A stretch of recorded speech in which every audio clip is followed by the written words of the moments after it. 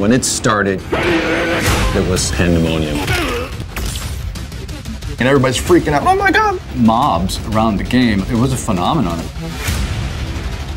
Oh my God, there's lines out the door everywhere.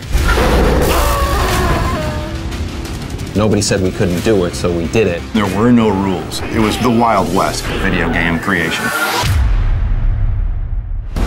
When we first tested the Mortal Kombat game, there was nothing like it.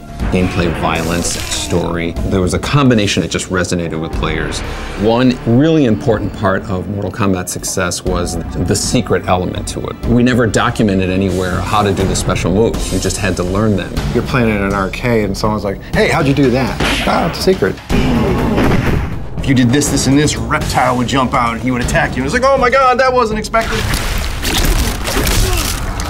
Fatalities became such a huge part of Mortal Kombat.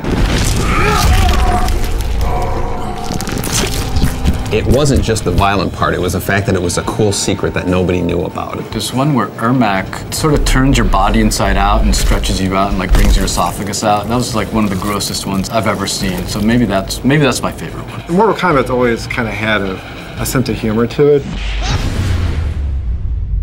We thought it was funny.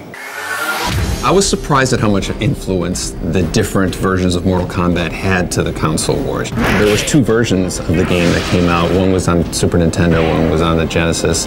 The Genesis played better and the Super Nintendo looked better. It wasn't until, about a year after we made the first Mortal Kombat that it was coming out in the home systems, and it just became, this kind of cultural phenomenon of Mortal Kombat.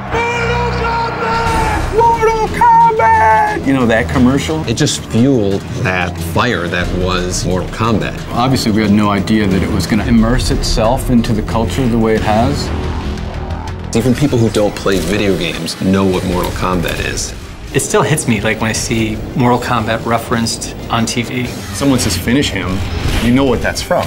Even if it's not the reference from Mortal Kombat, you still think it's a reference from Mortal Kombat.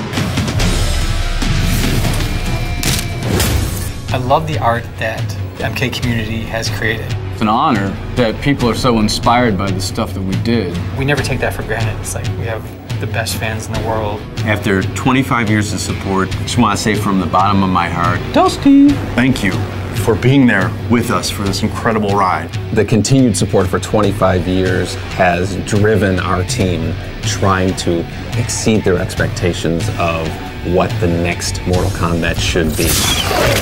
I'm really excited about the future of Mortal Kombat. There's endless possibilities. If we're allowed to do any new ones, I'm not allowed to talk about anything secret or anything coming up. I've said too much already.